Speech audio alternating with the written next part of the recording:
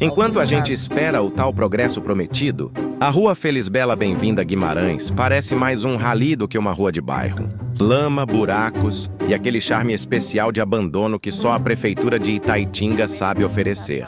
E olha que nem tá chovendo, hein? Imagina no inverno. Será que o prefeito tá esperando uma competição de jet ski por aqui? E aqui é a real situação que se encontra na nossa rua. Felisbela Bem-vinda Guimarães, Itaitinga. Pedras. Aquela lagoa grande foi transportada para frente da igreja agora. Ó.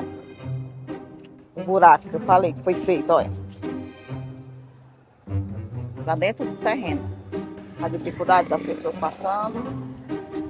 A nossa principal missão é cuidar das pessoas. É cuidar da nossa gente, do nosso povo.